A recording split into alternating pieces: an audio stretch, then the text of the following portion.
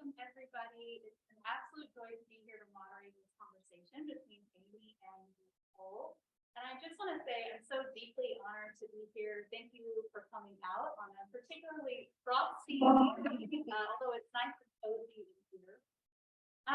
So tonight I'm going to be moderating the conversation, which means I'll mostly stay out of it for the most part. But a reminder that at the end, about 15 minutes from the end of the event, we'll kind of taper off with our conversation, and then we'll open it up to the audience. I'd encourage you to not be shy if you have questions for the artist, or if things come up throughout the conversation that you'd like to return to or ask a follow-up question about, that would be really welcome. We're so excited to invite everyone into the conversation. Okay. So I want to start out with a studio question. I recently got to visit your studios, which was kind of a revelatory experience for me. It made me want to have what Virginia Woolf might call a studio of my own, so I could make big messes and not be a huge inconvenience to the people I live with. And it was really exciting to see where you do this work and to experience the various elements of these installations coming together in real time. As you all know, they're so intensely multi-layered, and to kind of see all of that work in progress was really valuable and fulfilling for me. So I wonder if you could start out by sharing a bit about your workspace and how it facilitates or maybe even complicates your practice in some way. Just kind of paint us a picture of what these spaces look like and how you use them. You want to go first? You go ahead. Okay. Thank you. I just want to also add my thank yous to all of you. This is particularly cold evening, and a thank you to the McKnight Foundation for this incredible opportunity for the whole fellowship, as well as being here. And thank you to Amy. And yeah, it was really great having you in my studio during the process of this. But I guess in terms of your question of my studio space, I guess there is the construct of my studio work. A lot of the physical work gets done and the finishing work gets done. But I like to think of my studio as a little bit more ubiquitous and more fluid. And actually a lot of the imagery from this exhibit took place outside of the studio. I was pretty fortunate to be an artist in residence on the northern coast of Spain in May of 2022, which informed a lot of the work that you see in the exhibit. So, so I was actually doing a lot of the work on site in nature. And then I came back home and completed some additional prints responding to that. And I also have a really large garden at home, so I'm a gardener, and so the rest of the work took place in my garden as well, or sourcing from my garden. But yeah. Yeah, also want to echo all of the thanks and just feel a lot of joy at getting to be here and getting to share this experience with both Amy's, but especially Amy fans. Yeah, I think studio space can often be such a limiting factor for artists. And as someone who, doesn't make a lot of income from my work and mostly relies on adjunct teaching, it is hard to come up with the money to pay studio rent. And I'm really grateful to have a studio space at all. I'm really lucky to have a space that's in this magical building across the street from my house. And that was a really big level up from just like working in my basement or working in my bedroom.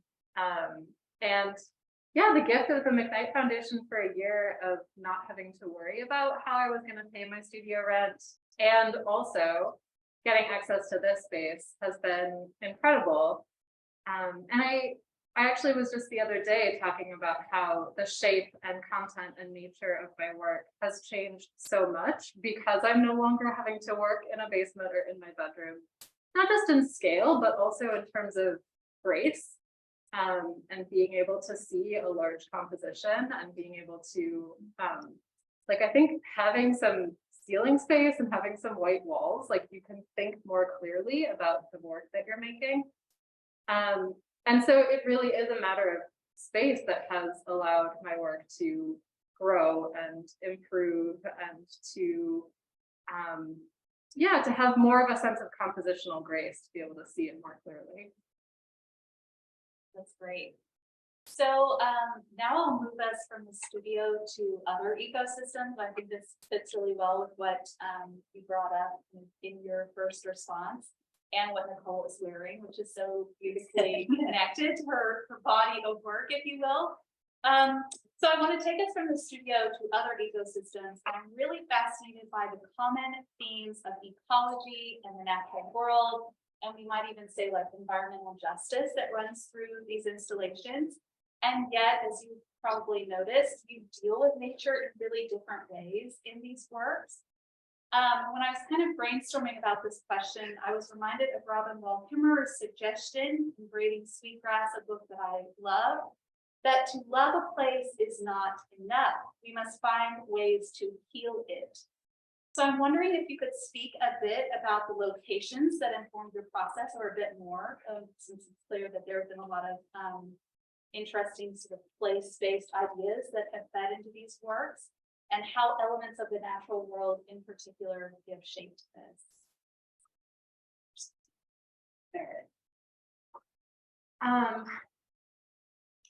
Yeah, I mean, I love plants, you might have noticed.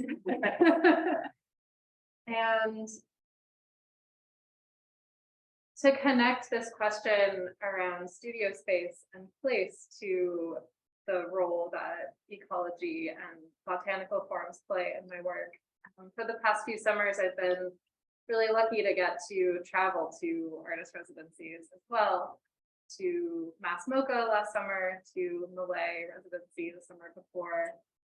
And each time I'm in a place, I start noticing what plants are abundant in that area, what plants really call my attention through their abundance and repetition and the patterns that I notice. And my work is about the cultural construction of the idea of invasive plant species. Like, why do we perceive these plants in this way? What conditions are they responding to? And what types of cultural structures does that unveil in deeper ways that have more to do with us really than what the plants actually are doing? And each summer I'll get really fascinated by a particular plant species that is abundant in the space where I'm spending time, and I'll start a print or a body of work regarding that plant. And then I come home and I'm like, oh, there isn't actually any Queen Anne's lace around Minneapolis. And so I find myself like hunting for this plant that people are mad at its abundance elsewhere. And then there's, you know, I have to really look for it here.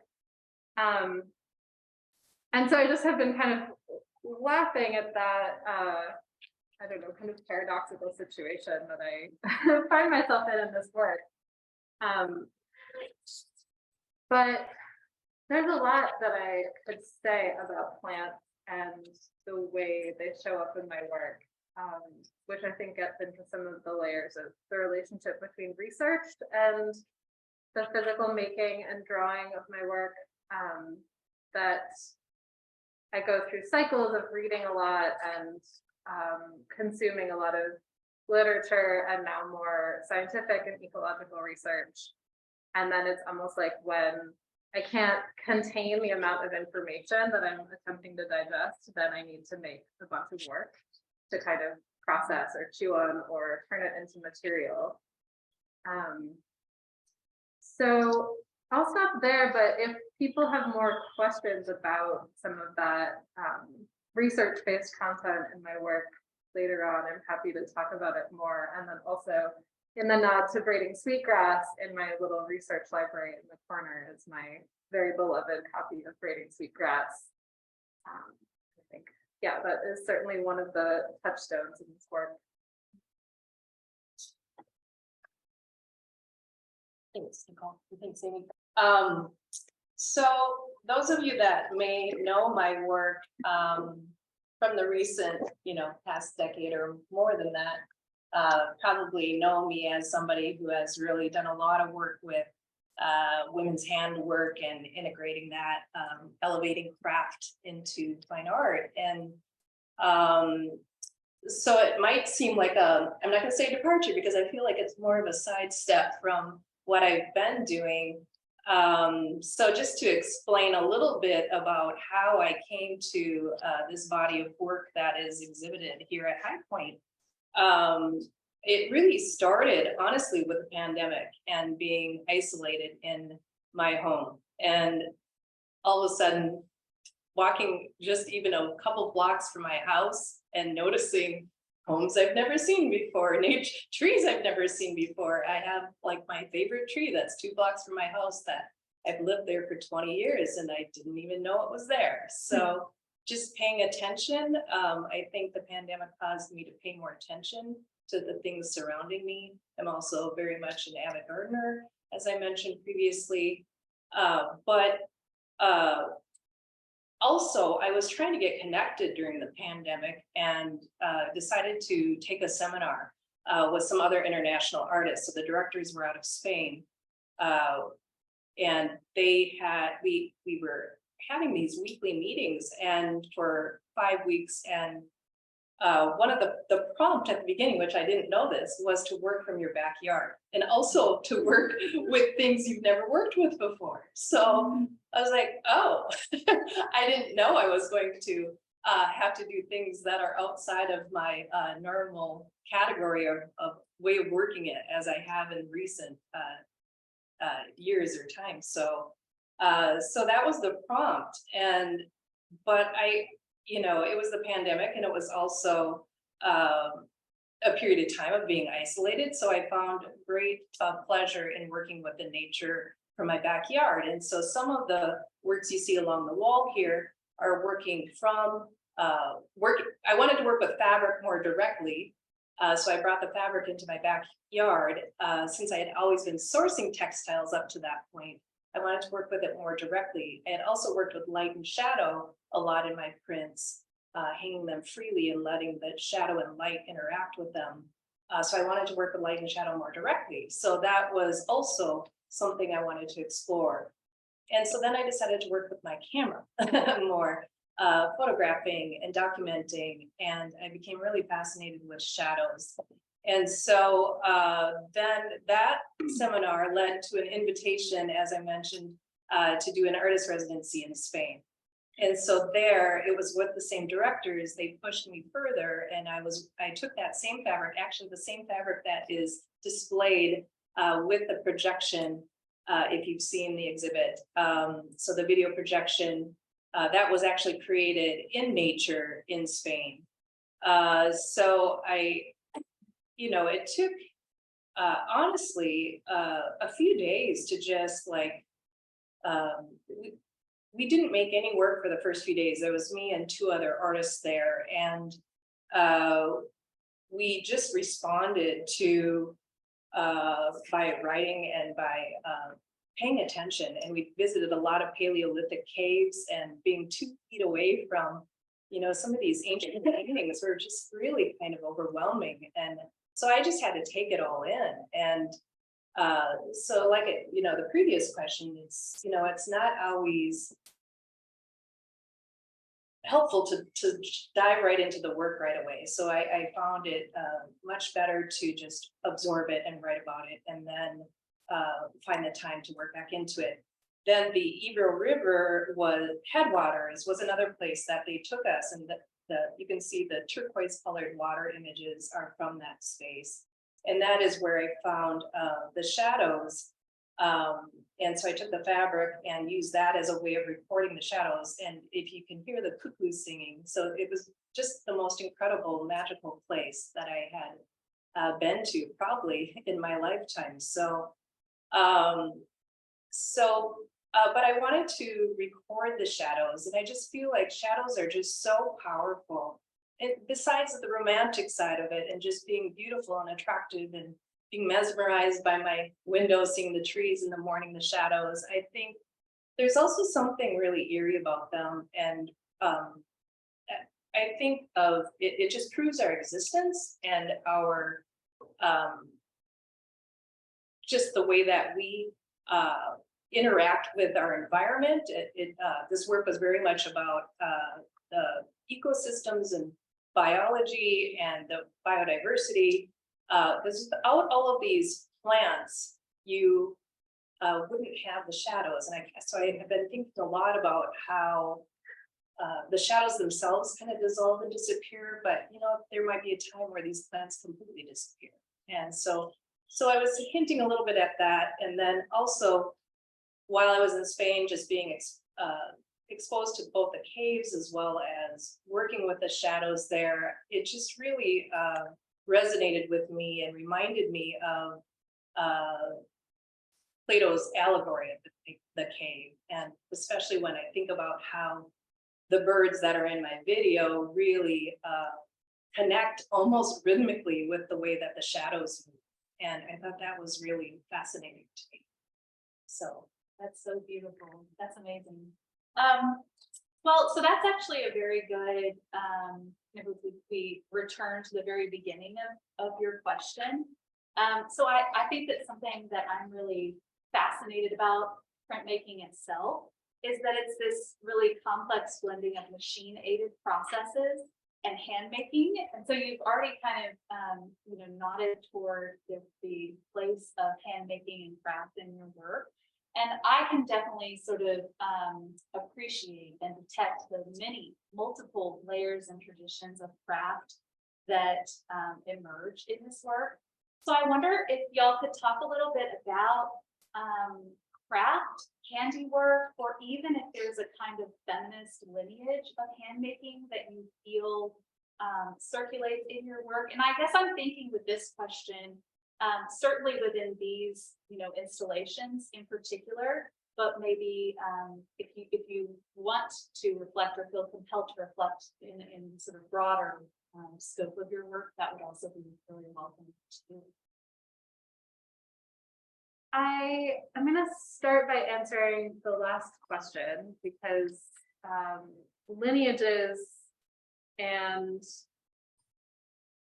considering the line of particularly women identified people who have made work before me that have made it possible for me to make my work is really important. And increasingly, I find myself looking for ways to drop clues, even if they're very oblique in the work, referencing some of these artists whose work has an influence or who I might describe as making the ground that I continue to stand on. So one name that I really want to evoke is Eva Hess, who was a modernist sculptor who didn't live very long and made an incredible body of work in the time of life she was alive. She's been a touchstone for me ever since I first saw a sculpture of hers when I was 17, and I was just like, who made that? And yeah, more recently, I kind of just keep feeling this connection with her and her work and her family tragedies and her kind of relationship with making and finding her way in the world. And there's also this kind of tactile, I mean, she worked so much with materials that had a kind of translucency and a lot of lines and threads. And so there's also that sort of material connection that I want to evoke. And working with actual lace is something that is relatively new to my practice. When I was in graduate school, I started printing on cloth because I wanted to work really large and I couldn't afford big paper. And I set most of that work aside until during the pandemic, I actually pulled out some of those woodcuts that I had printed in grad school and started embroidering on them. Really kind of considering the ways that embroidery has been a way that mostly women identified people have dealt with their anxiety and their kind of enclosed lives for hundreds and hundreds of years. And this methodical approach to adding color, to embellish and revisit this work that I had made when I was younger is also part of this lineage of kind of stitching my work into someone like Eva Hess's work. There's this kind of self-referentiality and then these, this lineage of like, I'm relating to my past self, and my past self is relating to her and also relating to her past self. That the thread is the actual kind of material embodiment of this, quite literal lineage. And you might notice in my work, I really steadfast about keeping all of the labor visible. The intent is never to hide a stitch or to make it secret how something is put together, how something is suspended. I really want the viewer to have this experience of touch and mending and making. And the actual physical insertion of pieces of lace and doilies in the work started as an idea I had for like, how do I get this aesthetic, but save myself a little bit of time, because the amount of time that it takes to make this work is just a little nuts. And, I've always kind of collected and touched and looked at pieces of lace in thrift stores. And a few years ago, I started also printing these altar cloths on repurposed linens with lace borders, some of which are in the entryway. So that connection kind of made a lot of sense to me.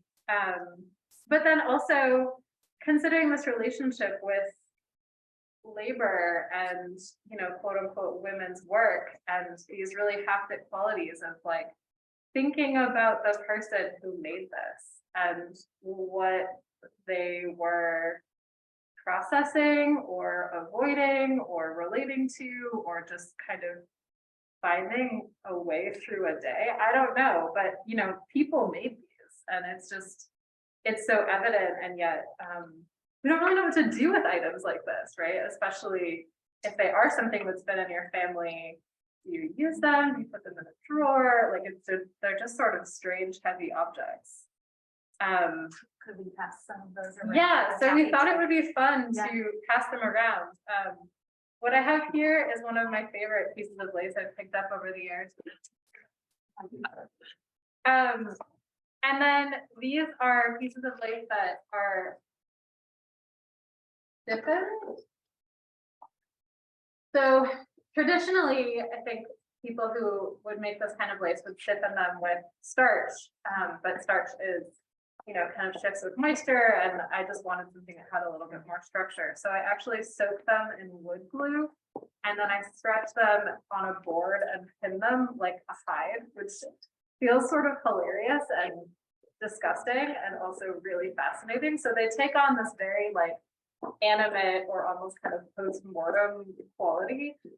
And then they can be cut and repurposed and kind of reattached to themselves back into the work. So I'm not sure if I answered all parts of the question, but I think I will pass it on to Amy. If you think of more, I can pass it back to you. And I think because it's like one of the greatest thrills of having this McKnight with Nicole is just the great overlap and connection we've had throughout this fellowship. And it's interesting because, I was working primarily with lace and doilies right before, it was just right about the time that I was awarded the McKnight Fellowship.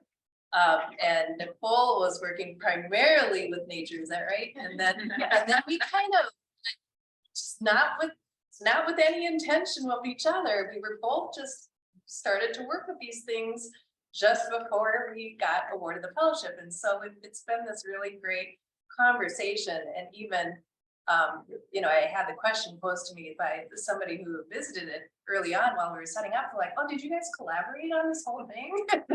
No, we didn't. But it's a beautiful. Yeah, right. But I love the conversation that the artwork is having, and I love this conversation right here too, because I will echo a lot of the same sentiments that Nicole was just sharing. That it's this love of materiality, and you know, I grew up, my father worked at a paper mill, so he brought home rolls of paper. So paper was all around me, but I was very drawn to paper over other options of making art.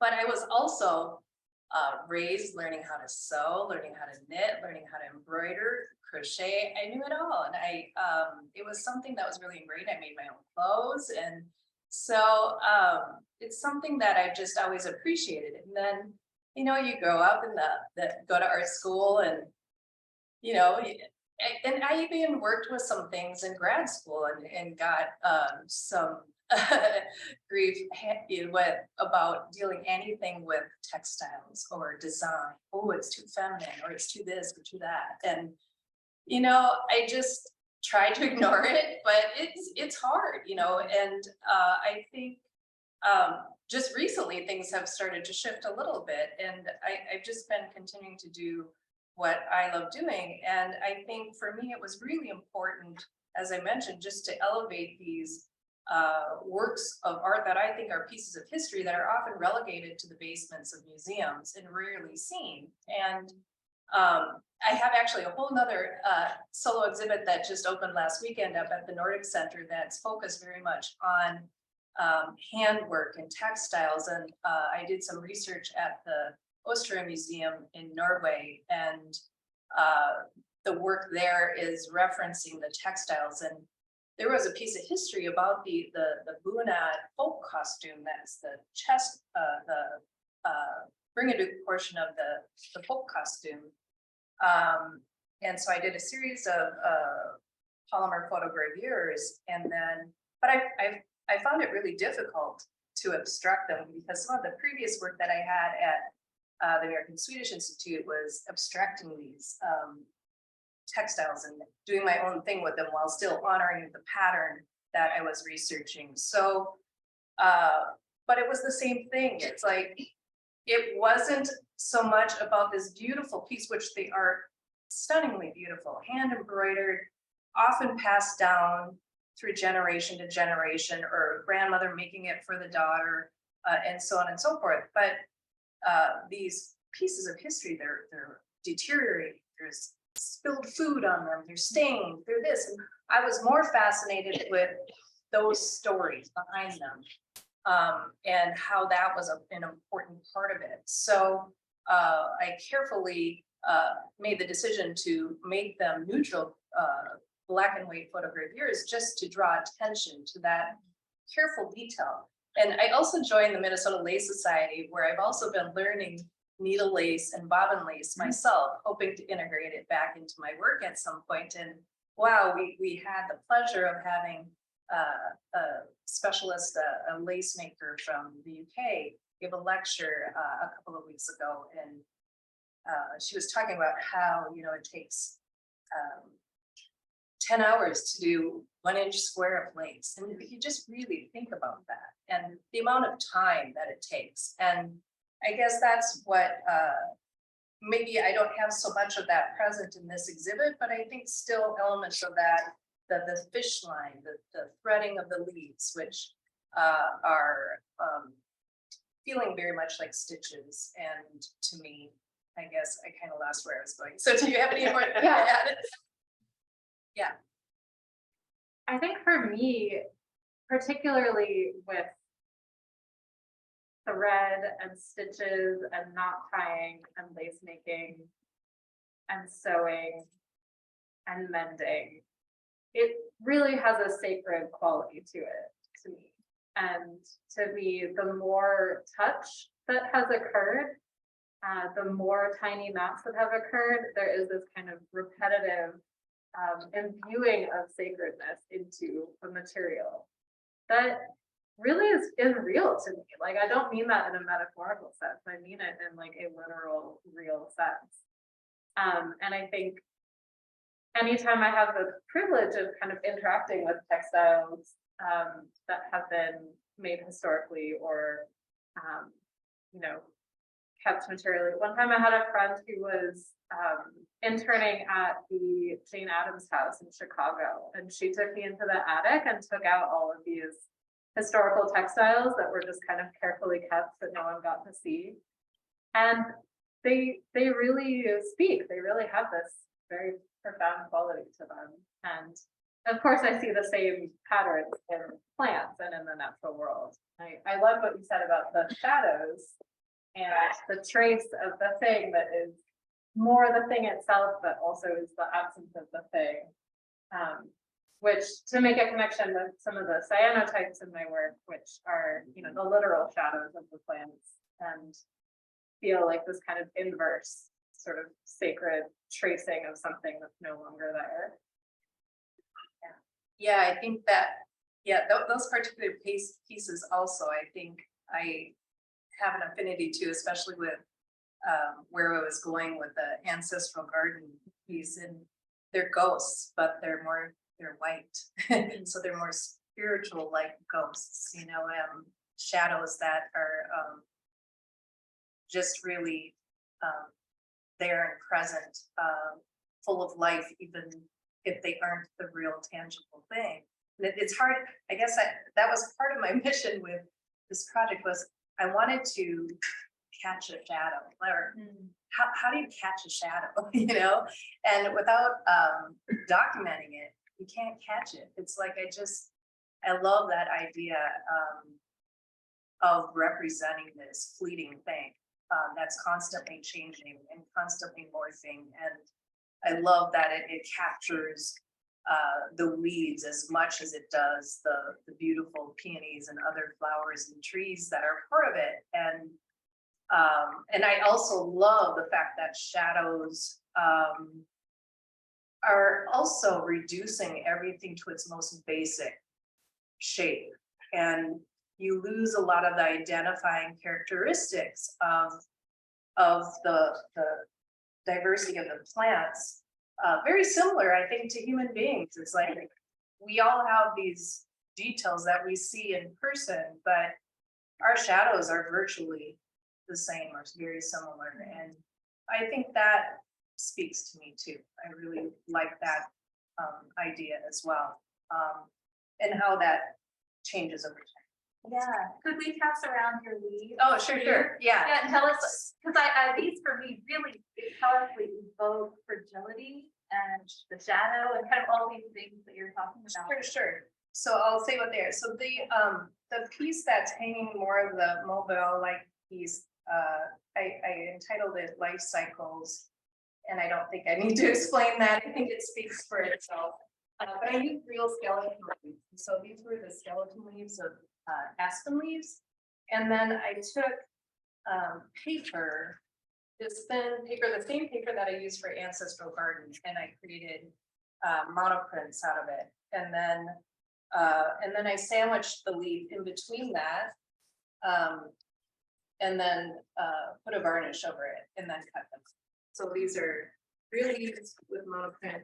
So all of those leaves are actual real leaves, and with the monoprint. So so it's important for me to, again, just like every leaf was unique, so was every print, just like every human being is different and unique, again, at different stages. And I think particularly of that piece for me was meaningful, because I mean, I just turned 50 not so long ago, and my kids both simultaneously graduate, or they didn't both graduate at the same time, but they both moved out of the house, and not just out of the house, they moved out of state, far away. And so it's, you know, it's this changing of time, and in a very real sense, and just just a lot of different things that happen. So that's so beautiful. Nicole, can you pick up on that? One question I had was about the kind of like family archive, or the idea of kinship.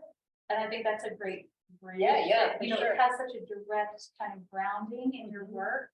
And maybe you could share a little bit about that in your work, and then we'll turn it over.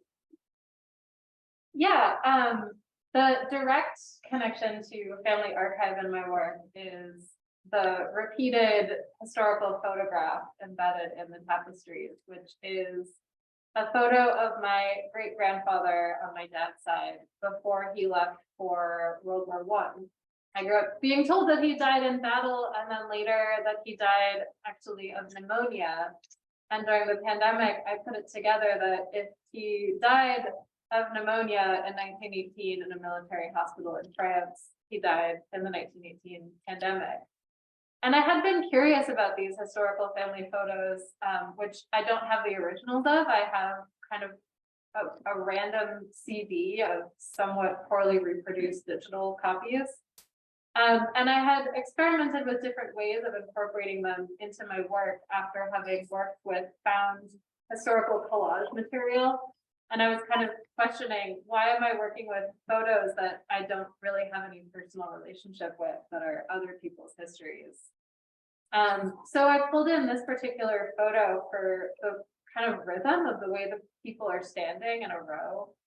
And that particular moment, their expressions are really compelling to me. It's really, there's something there that I haven't even really gotten to the bottom of. But one of the amazing, I mean, on the list of amazing gifts of the McKnight Fellowship was some funding to take some additional classes. And so you wouldn't know it from looking at the work unless you really were looking. But I had the opportunity to take an Adobe Illustrator class and learn some ways of digitally manipulating things. So I was able to turn the photo into a repeated pattern, and then I populated that pattern into these silhouettes of power plants and oil refineries, which I then turned into a screen print. And the connection I'm making there between this life that my great-grandfather had and the end of his life and these silhouettes of power plants and oil refineries, I think is a zone in my work that I haven't quite gotten to the bottom of yet and remain really curious about. The power plants and oil refineries are not any particular locations, and yet also they are. Like, some of them are the refinery that's on the way to Rochester. Some of them are a coal-fired power plant that no longer exists from around where I grew up. But the connection I'm drawing there is between these legacies of war and the development of weapons technology, which led into the rise of agrochemistry as an industry, and the particular legacy of my family as a person of European descent living in the US, and these kinds of open questions of like, what does that mean, and what has my line profited from these things like weapons technology and extraction indirectly. I don't have a direct family tie to those industries, but then also the kind of ongoing unresolved tragedy and loss and intergenerational trauma of my grandfather having grown up without a dad, and sort of how that trickles down. And again, a lot of those questions are ones I don't kind of know where the bottom is. I'm not approaching that with a didactic sense of saying this is how it is or this is what I know. It's it's an ongoing question about the relationship between my family and these legacies. And then of course, with the plants, I'm looking at plants who tend to be well suited to growing in ecosystems that have been damaged by extraction or colonial enterprise of various kinds. So for example, tansy, which is the repeated plant with the yellow flowers in the work, it can tolerate really high levels of heavy metal poisoning, and it often grows in abandoned mines, or again, these abandoned kind of architectures of extraction. You see it a lot in northern Minnesota. And you also see it a lot in the Northeast and the part of Massachusetts where I grew up. So these are plant species that are really well suited to cope with conditions in these ecosystems that are a result of these practices. And then of course we, as a culture, have a pattern right now of looking at those plants and being really upset with them and thinking that they are causing harm. So again, I don't know where the bottom of these questions lie, other than I'm attempting to keep unearthing more and more of these connections and layers in the pattern making done by these plants or these repeated photos. That's amazing. So, I feel I could respond to all of this for on and on and on and on, but, I think now would be a good time to open it up to questions and see if this has provoked anything or brought up any, ideas or questions that any of you have. Thank you so much for the talk tonight and amazing work. I relate to both of you really well. I have a degree in botany and I'm a fiber artist, so very excited to come to this talk tonight. But I'm just curious, as you know, in terms of your background about learning about plants, what kind of resources are you finding most useful, or you know, is it, you know, what are you relying on for like finding out what this is that I'm looking at? Do you mean about plant identification or all the? Well, research? yeah, plant history, plant identification, like whatever. Well, I don't know if you saw, but in the back corner, there's a little bookshelf with a lot of the books that I've been reading. Some of which are more ecological, scientific, academic texts. There is a scientist, ecologist named Mark Davis, who teaches at McAllister College, and his name kept coming up when I was initially doing research about invasion biology. And I was like, why is this name so familiar? And then I realized that I took Intro to Ecology with him at McAllister when I was a sophomore. I got a B-. I'm sure I was not a memorable student. That was like a really bad grade in college, by the way. But then I came across his work again as I started doing this research, and was really thrilled to find someone within the field of ecology who had been asking these questions for decades. So his work has kind of helped me get deeper into really thinking about the specifics of the ecological conditions, as well as the kind of questioning the scientific parameters by which we've been coming up with ecological theories. But then I'm also really interested in texts that are academic and also poetic and playful in their ways of addressing the line between culture and science. So Anna Singh is a big influence, and people who are kind of at this intersection between anthropology, ecology, and the more than human world. So there's a book that's out there called How Forests Think, which is an incredible text about using semiotics to consider forests as animate. So I think, you know, my experience of research is that that kind of stringy metaphor, like one thing kind of, you know, you tug on a string and then it's attached to a knot, and then you're like, what's this knot? And then you start taking that apart and it's used to the next thing. And that's, you know, how I encounter this research as someone who's not trained in botany or science or biology, which I sometimes have a little bit of imposter syndrome about. And then also sometimes I'm like, haha, I'm an artist, I can do whatever I want. Which is something I'm really excited to continue exploring. And I'm excited about moving in the direction of working more in dialogue with scientists and ecologists, and thinking about how we can do research together in a more like Anna Singh wrote The Mushroom at the End of the World, which is an amazing work. So yeah, that's the answer I have for you. Thank you. Yeah, thank you for your question. Making a couple notes before I forget. Yeah, for me, it's, you know, I probably have, I have like these really old 1970s Nature's Life, I don't know if you've seen those too, but I grew up with them, and I also just recently came across a book when my parents were cleaning out some of their archive of books that I grew up with. And it was a nature, more of a scientific, illustrative, informational thing about plants. And I opened it up, and here were all these pressed butterflies and flowers from when I was like 5 that I had pressed in there, and I had forgotten that I had done that. So I just found that like a month ago. So it was pretty impressive, just the timing of this right now. Because I feel like I'm just, you know, I worked a lot with nature in my previous previous work, undergraduate and graduate school. And just coming back to it, I feel like I'm still swimming with, you know, it takes me a while to process things after I've made them. I don't know if anyone else experiences that.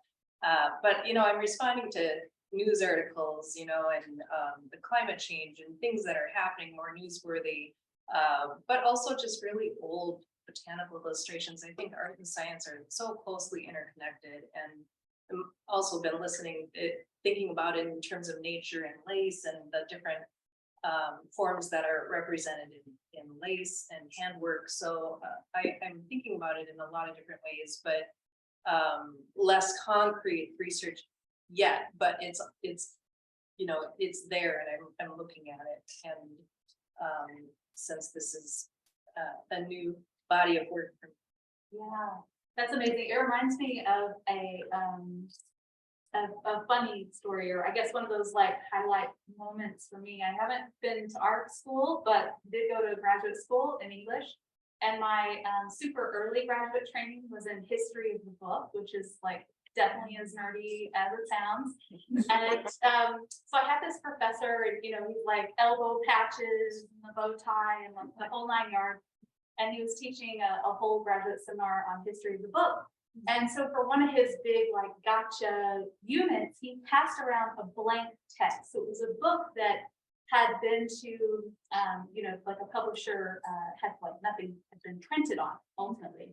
And he asked everyone in the class to form a hypothesis about what book this was. So you really had to use the context of the book as an object with no content at all to try and identify what it was.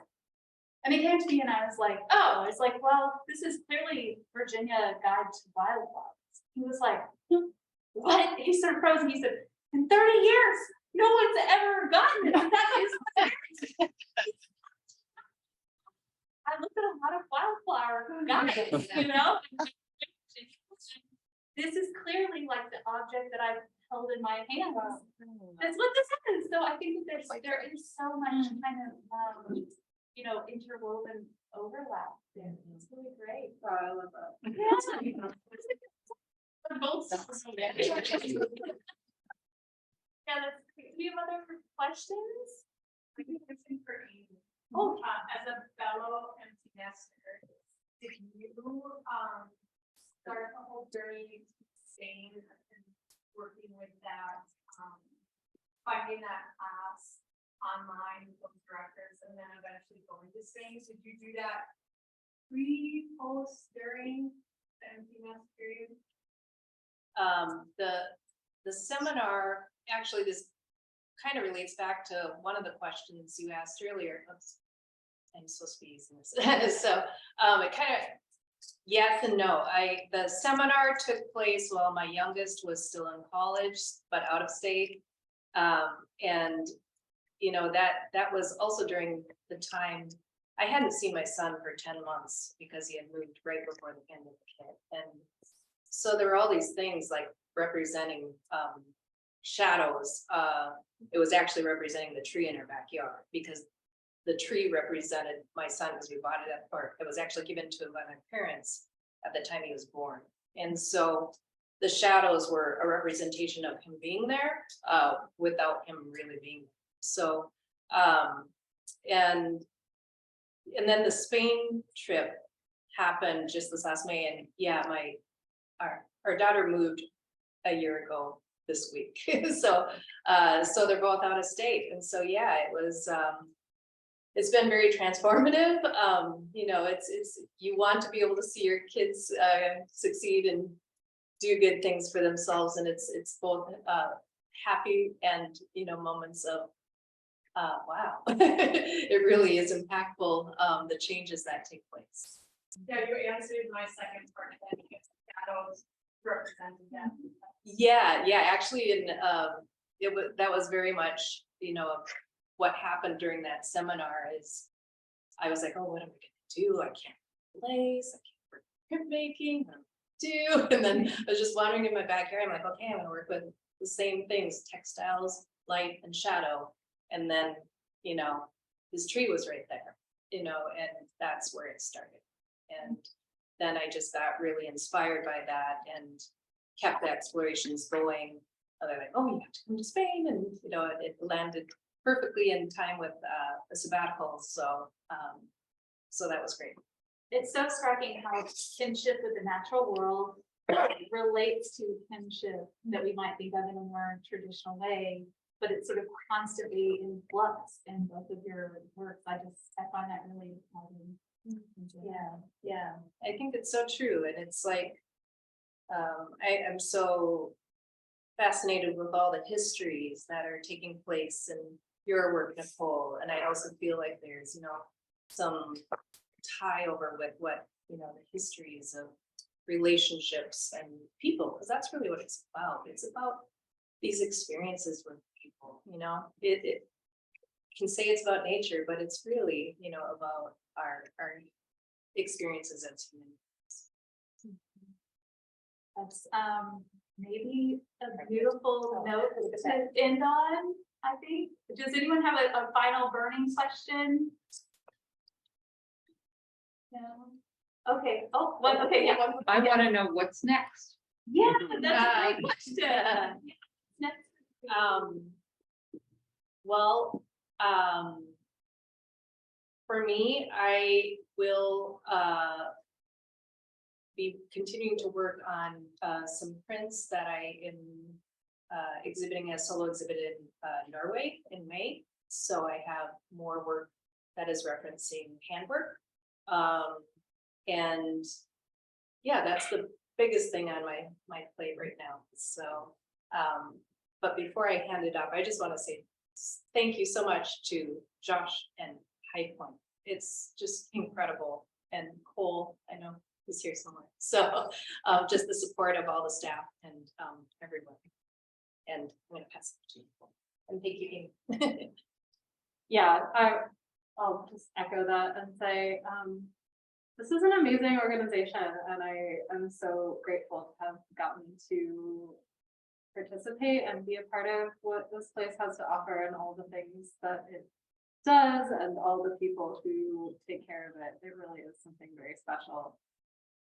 But the question of what's next, I am working on the beginning of what I hope will be a long-term collaboration with a friend who is a biologist. And our plan is to start researching. We've identified that we're going to start in Mississippi Gateway Regional Park, just to figure out how we can collect data about the way invasive species are being managed and what actual effects that has on biodiversity. And then thinking about how to translate that kind of ongoing research practice into art making.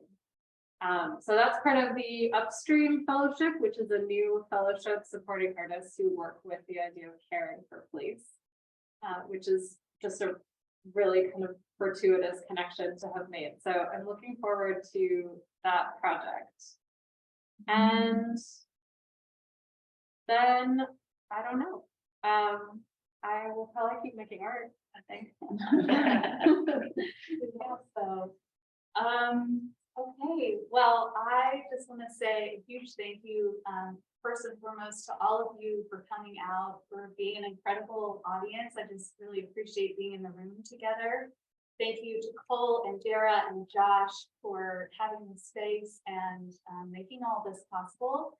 And to Nicole and Amy, you're both so incredible. Thank you for sharing your gifts with us. It's truly an honor to hear you speak and to be in the space with you and to share this. So thank you so much. Yeah.